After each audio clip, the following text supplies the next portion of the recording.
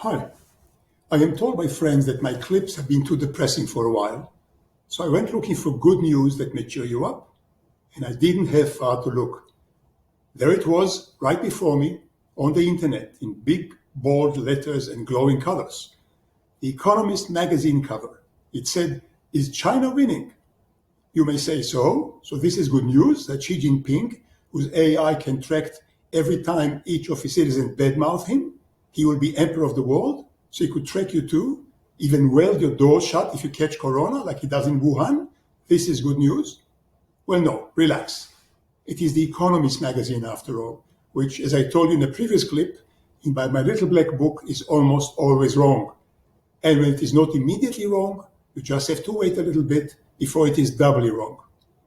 I told you before how the Economist inadvertently called the bottom of the oil market when it said the world is awash with oil, when oil was $12 a barrel before it went to 100.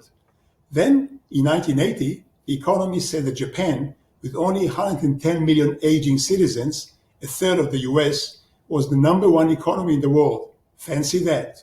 This was just before the Nikkei began its 90% fall. To top this feat, in 2005, The Economist had Iran on the cover, declaring it the winner. Today, of course, it's bankrupt. And more recently, The Economist went all in for the anti-Brexit camp, forecasting it would win, before the Brexiteers won handily. In other words, The Economist's record as a reverse indicator is second to none. And now, The Economist says China will win the global struggle with the US. Yes, it puts a question mark on the cover, but the article makes clear where The Economist really stands. And since The Economist is always wrong, it means the US will win. You can bet on it. But before we get to the implications of this call, let's make sure we don't miss the main point, which most market analysts do.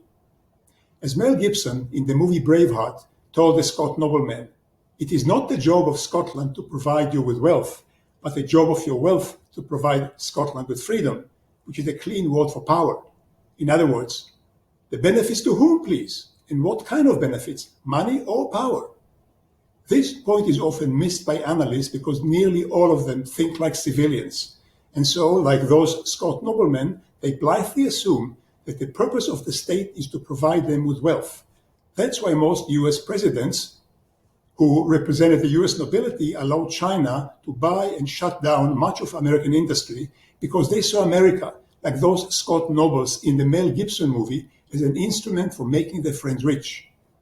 The current president, however, has the opposite view, the one held by Mel Gibson character George Wallace. Who is right? There is, of course, no right or wrong here. It is a matter of point of view. Bernie and Hillary and Jeb and Wall Street and all the Republican uncles see America as a declining power, like a family farm that Grandpa built in 1776, which they no longer wish to expand or till. And therefore, they are happy to sell pieces of it to the vigorous new neighbor, Xi Jinping. And indeed, over the last 20 to 30 years, the American uncles, whether Republicans or Democrats, have sold more and more strategic assets to China and got paid billions with which they could live it up. And yes, give occasional food stamps to some shiftless nephews who don't want to work. Neighbor Xi Jinping was only too happy to oblige, to take some strategic pieces of land and factories off America's hands. This is how it was for years. Then came Donald J. Trump and said, "No, I want to till the old farm and even expand it. No more will I let you, old uncle, sell pieces of it to the neighbor just so you can buy one more business jet." Henry Kissinger's, Karl Rove, and George Bush and other so-called conservative uncles assumed all along that America's decline was inevitable. So it was the job of the American leadership to manage the decline and milk it whatever they could. Trump said no, and so the twin conflicts were launched. America against China and Trump against the old uncles. Therefore, this Cold War is, I'm sure you see, a double one, internal and external. It is getting hotter by the day. Who will win? And how would you define a win? Let's go to President Reagan. He once was asked what it meant to him to win the Cold War, and he said, "We win, they lose." He, of course, won the Cold War against the Soviet Union, the old totalitarian power. What of the new Cold War against the new totalitarians? Because The Economist is nearly always wrong, it just gave us a clear glimpse into the future. It said China will win. So, in my opinion, you can bet on the opposite, The US will win and China will lose. So here is my own speculative forecast. Not only will the US win, but it will win big. And China will not only lose, but lose big. And big lose, I mean lose like the old Soviet Union did. The regime will likely crumble and change. Yes, we may have some tough times ahead, but at the end, the good guys, the West, us, will win. You can bet on it. But bet how? Right now, the US and China are tied together like Siamese twins, with China relying on stolen US technology and with it producing millions of key items and gizmos for the US that the US cannot do without. If the conflict is coming, as I believe it is, this is a strategic threat and the US must make an effort to produce these gizmos itself and have friendly countries produce them. Yes, few others could produce as cheaply or as fast as China, so US would likely erect price umbrellas and other barriers to protect the new, safer producers, whether in the US or in friendly countries. And this massive shift to new, safer global supply lines will create both a threat and an opportunity. The threat is to the existing producers in China, of course, but also to Western distributors relying on them.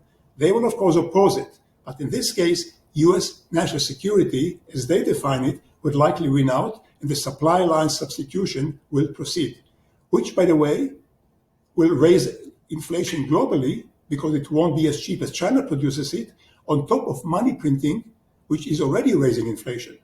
But there will be also massive new opportunities in investing in new suppliers, or if you are an entrepreneur, to start them up and enjoy a protected market for a long while. So yes, a new world is dawning with the globe splitting into two opposing camps, the West and the East. Now, please understand, I'm not being prescriptive here, only predictive and descriptive, which means I'm not saying this is desirable. In fact, it is not, and I wish it weren't so. But it is what I think is coming nevertheless, and if I want to make money in the market, I have to act like I see it. If you accept this fact, you can also seize opportunities both in the market and in private enterprise. Think about it. In a future clip, I may provide some further speculations about it. Meantime, let me know what you think, subscribe to the channel, give it a like, tell all your friends about it so they can subscribe too. I'll see you next time, and thank you very much for watching.